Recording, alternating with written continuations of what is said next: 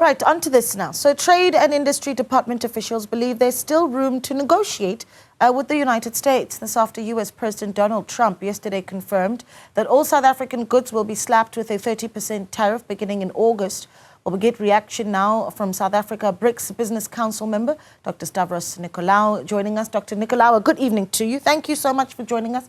I think that we all saw the letter come in yesterday. Not too much of a surprise as to the contents of it, but now we have a date.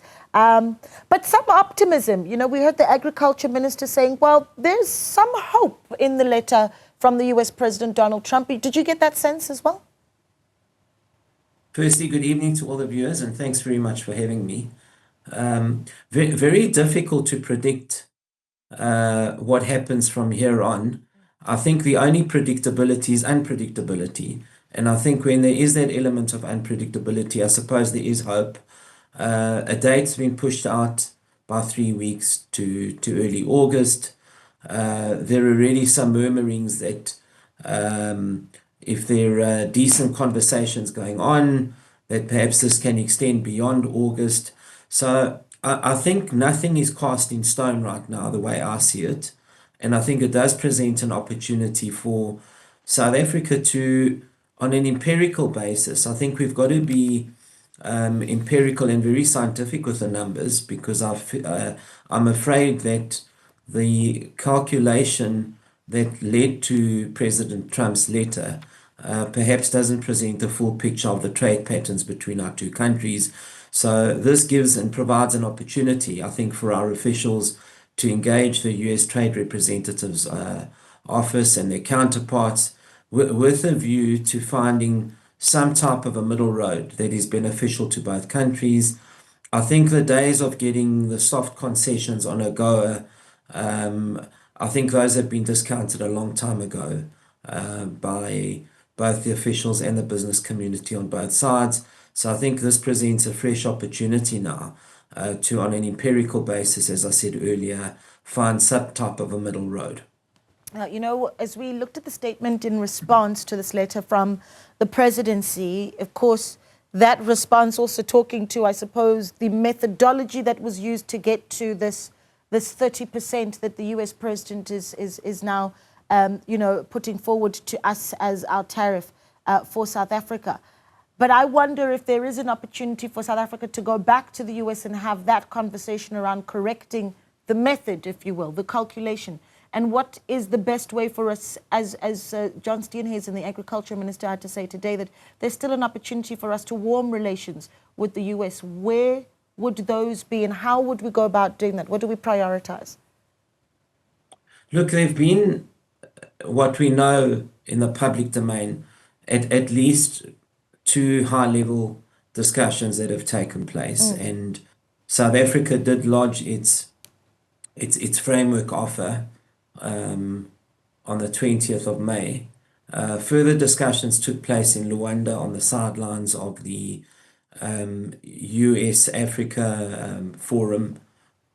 So there are those opportunities. It's not like the doors have been shut and they haven't opened since the new administration came into being. So I think those opportunities present. I think there's a multifaceted and disciplinary team within government that, the way I understand it, is made up of Trade, Industry and Competition, DIRCO, and of course the US envoy, Sabisi Jonas, at very least. So that team needs to continue speaking to their counterparts.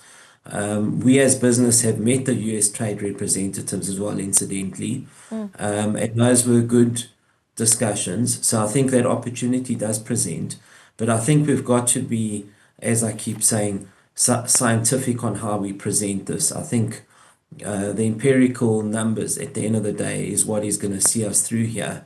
And I suppose less fanfare and more sort of backroom discussions where the officials meet and look very carefully at the trade patterns and find a middle road from those trade patterns. Yeah, you've got suggestions coming from of course, the Democratic Alliance as they look at their response to the announcement by the US president.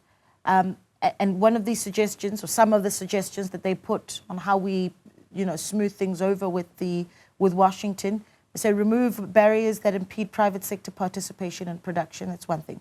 Talk about boosting private participation in freight rail with appropriate infrastructure investment. And then, listen to this, amendments to the Expropriation Act that renew confidence and review of the broad-based Black Economic Empowerment Act, intervention in failing governments to improve service delivery and corruption and financial mismanagement. Big asks. Is this something that you think will get us somewhere? Or, there's the debate around whether or not it is our transformational agenda that has gotten us into this position.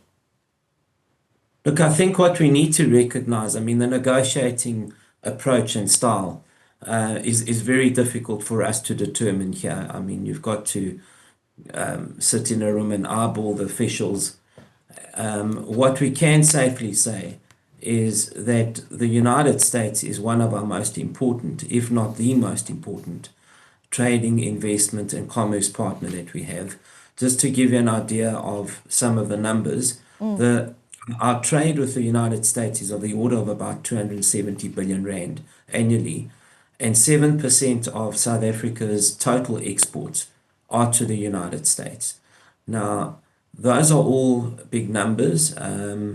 They're not numbers that should send us into a flurry of anxiety either, because even if we were to have lost the AGOA preferred products, of course it would hurt the automotive sector, but the AGOA preferred products constitute 25% of our exports to the United States.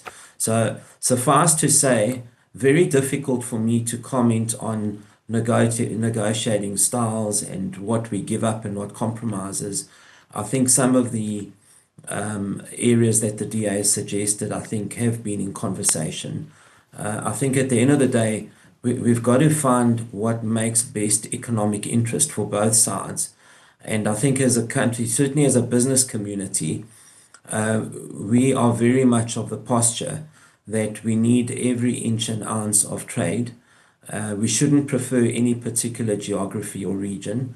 We need trade with the West, with the East and the South. Yeah. The United States is very important for us.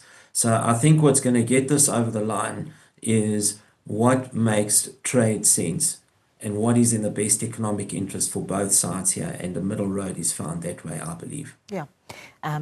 Dr. Stavros Nicolaou saying, let's focus on enhancing trade relations with as many partners as we possibly can. Thank you so much for your time. We really do appreciate it. Dr. Stavros Nicolaou of the South African BRICS Business Council.